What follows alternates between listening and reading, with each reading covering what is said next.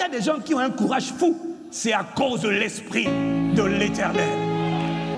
On a vu l'histoire de David. Frère, ce n'est pas un conte de fées, c'est une réalité. Lorsque David voit Goliath, on lui dit, mais toi tu es un gamin, tu as 17 ans, mais petit, tu es fou. Tu es fou ou quoi? Tu es qui? Mais non, petit, on va te tuer.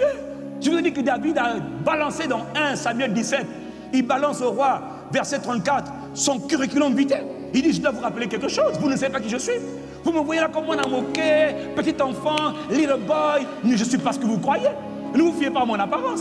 Ah non, dans la guerre, l'apparence ne compte pas. Dans la guerre, l'apparence ne compte pas. La force d'un homme, elle vient de l'esprit.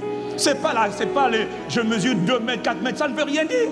La force, elle est spirituelle parce que l'homme est un esprit.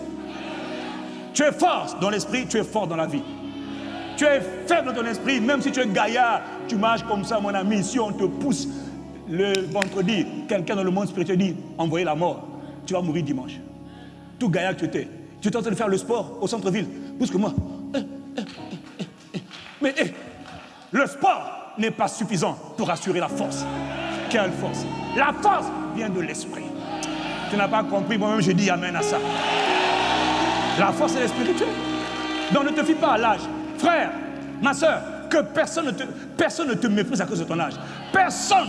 D'ailleurs, s'il te méprise, Goliath aussi a méprisé, non, c'est bien. Laisse-les te mépriser. Toi, bâtis ta vie avec l'esprit du Seigneur.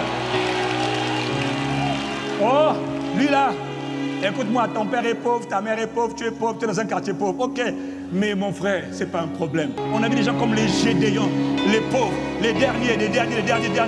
Mais quand l'esprit du Seigneur vient, de la dernière place, tu es catapulté au trône. L'esprit du Seigneur. David va dire à Saül, écoute-moi bien, roi. Écoutez, l'esprit du Seigneur, quand il te oint, il te donne un courage extraordinaire. David dit, ton serviteur gardait les brebis de son père. Quand un lion venait pour enlever une brebis du troupeau, moi à la place de David, j'aurais continué, j'aurais dit, laisse-le partir. Mais un lion vient prendre une brebis. Le lion, roi des animaux, il pèse jusqu'à 300 kilos. Un jeune lion en plus, redoutable. Quand le lion arrive, il annonce sa présence par un cri, ce qu'on appelle un cri, le lion qui rugit. Il vient prendre la brebis. David, tu veux? Prends aussi l'autre brebis. Où es-tu que tu ne vas pas revenir? Prends. Quelqu'un me dit, aïe!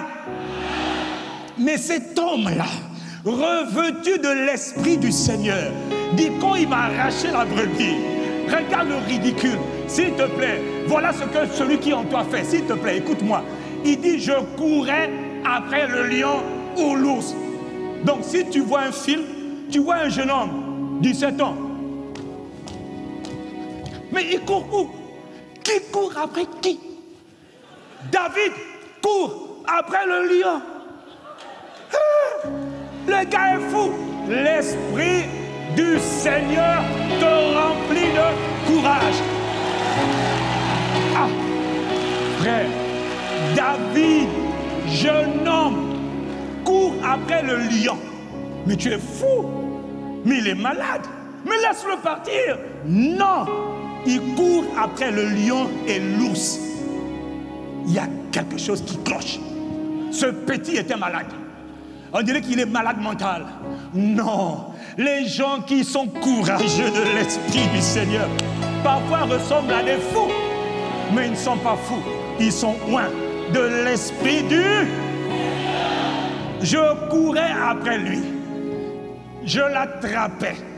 Je le frappais. J'arrachais la brebis de sa gueule. Tu es fou.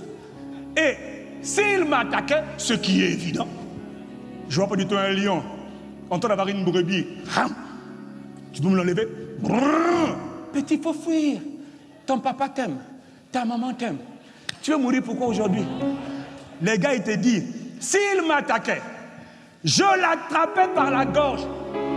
S'il te plaît, un jeune homme qui attrape, lui-même il mesure, il peut être 80 kilos.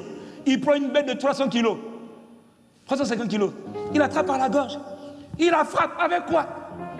Et il a tué. Tu es fou. L'Esprit du Seigneur. C'est impensable. C'est impensable. Mais c'est ce que le Saint-Esprit fait. C'est ce que le... Oh, mais quelqu'un dit Amen en son honneur. Quelqu'un va dire, lui, c'est un suicidaire. Il a décidé de se tuer. Lui, il dit, je m'en vais reprendre ce que le lion, ce que l'ours a volé. Et en plus, ce sont les brebis de son père. Donc il peut dire à mon papa, on a volé les brebis. Ah, mon fils, rentre seulement à la maison, qui est fou. Oh, dis Amen, Amen, Amen, Amen. Oh. C'est ainsi que ton serviteur a frappé le lion et l'ours.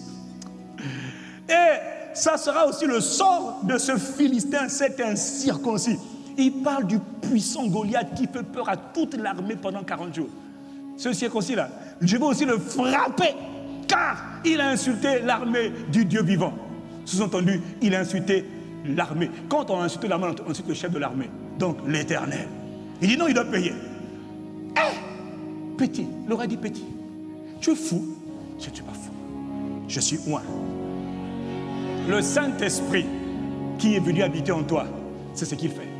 Il te arme d'un courage. Toi-même, ça te dépasse.